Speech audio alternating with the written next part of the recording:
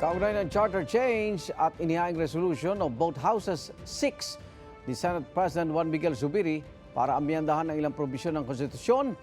Papanayin po natin si Senadora Amy Marcos. Senadora, magandang umaga po. Yes, magandang umaga. Kumusta na kayo dyan? Mabuti po. Dun sa provision ng foreign ownership ng mga eskwelahan, advertising companies at public utilities, yan po yung mga panukalang amyendahan, sabi ni Senate President Zubiri. Para po sa inyo bilang bahagi po ng Senado, dapat bang galawin, amyendahan ng konstitusyon sa mga bagay na nabanggit?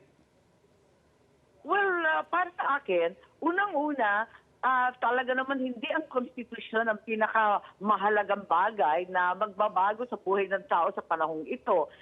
Hindi pa naging presidente ang aking kapatid, nag-usap na kami ni Bongbong, na baka makapag-distract lang to, malilihis lang ang atensyon ng ating pamahalaan kapag ito na lang ang tututukan natin, hindi na yung presyo ng bigas, ang gasolina at iba pang problema sa trabaho. Pero pinag-usapan na rin to, alam naman natin na maraming problema sa ating saligang batas. At Arnold, sa totoo lang, ako siguro ang dapat huling magtatanggol ng konstitusyon na sinasabi paghihiliganti sa pamilya ko noong panahon ni Presidente Aquino. Pero hindi nga napapanahon at kahit maraming depekto to, mahirap naman galawin ng basta-basta dyan sa Project PI na yan. Ako, happy ay ninyo lahat sa pangalan pa lang ang sagwa eh.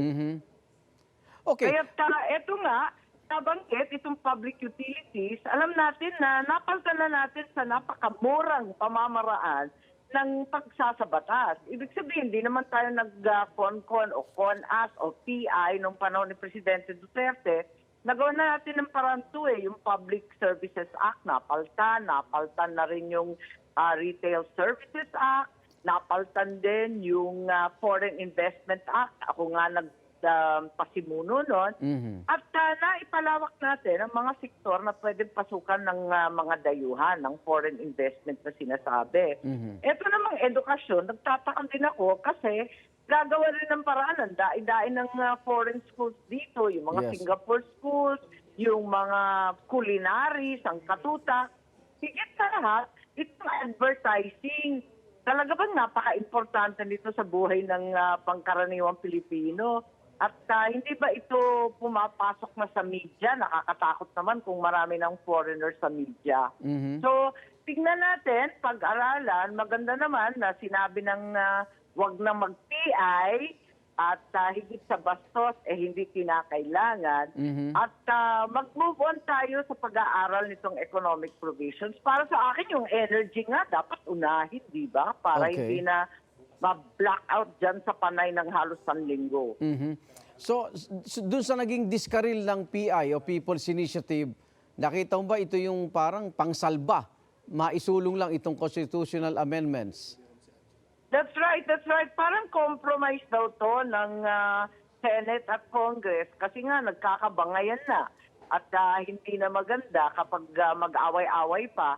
Higit sa lahat, ang pinakapangit yung suhol. Okay. Yung sinasabing suhol na 20 million ng mga kongresista, tapos text ng Office of the Speaker. Ang pangit kasi at ngayon, ang sabi naman doon sa amin, mag-lie-low na daw yung mga congressman at saka city mayor. Ang pinapaandar naman yung public works contractors. Sila nagpapapirma sa tao. Ang pangit naman ng ganito. Okay. Senadora, nabanggit mo yung mga batas na nagbibigay protection din sa atin para sa dayuhang pamumuhunan. So enough po itong mga laws na ito at hindi na kailangan galawin pa ba ang ating mga provision kaugnay niyan?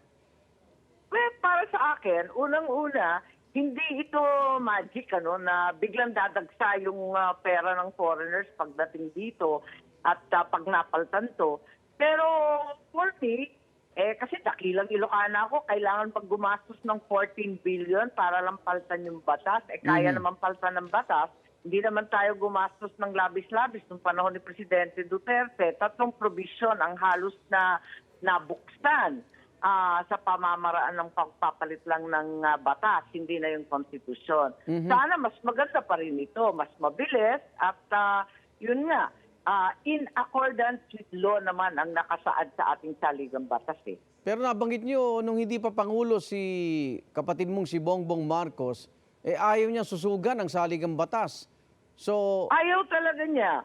So ano to, Dahil nagbago ba yung abala-abala siya kanyang... sa pagbangon ng ekonomiya? Sabi niya, hirap na hirap pa rin ng tao, ang taas pa rin ng bilihin, mahirap pa rin makadali ng maayos na trabaho, ba't natin papasukan yan? Baka Okay. maubos lang ang panahon. May mas malalim pa bang agenda bukod sa economic provision, Senadora, na nalalaman ka?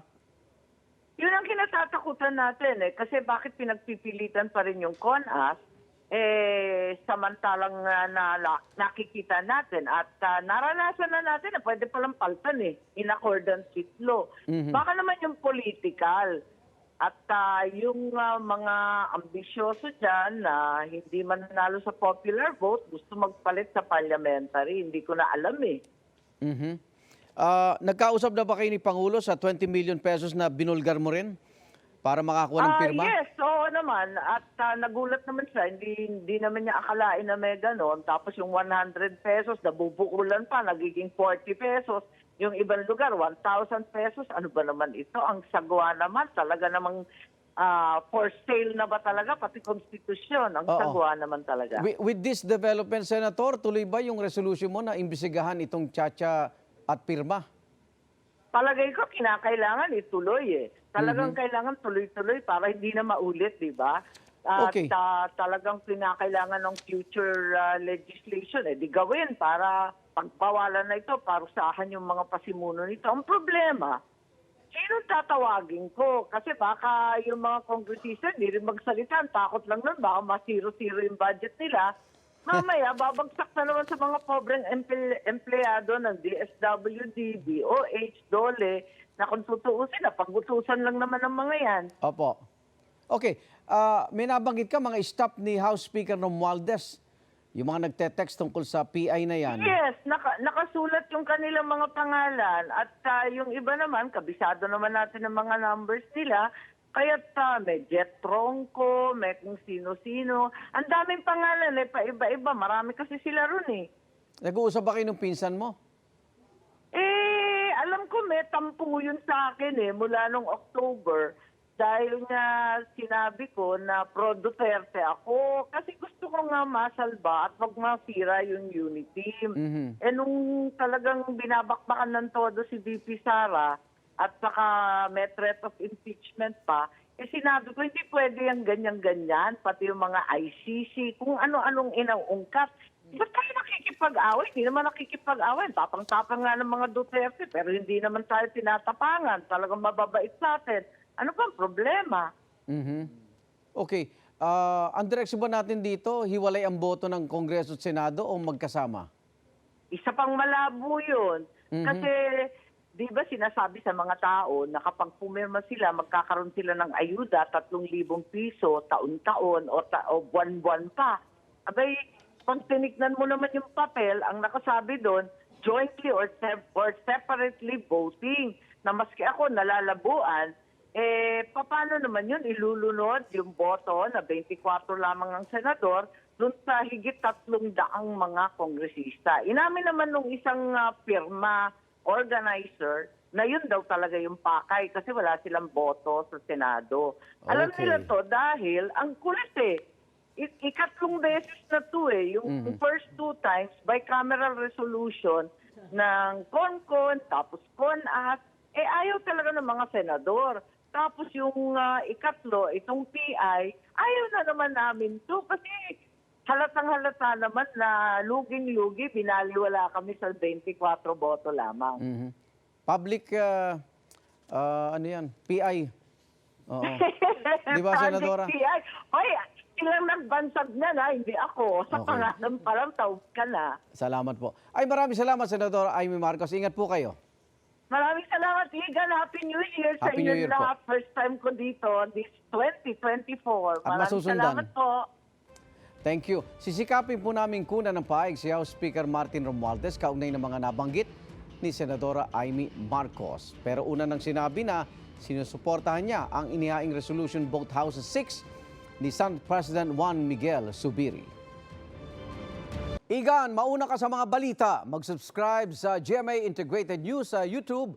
Sa mga kapuso abroad, subaybayan nyo kami sa GMA Pinoy TV at sa www.gmanews.tv. gmanews.tv.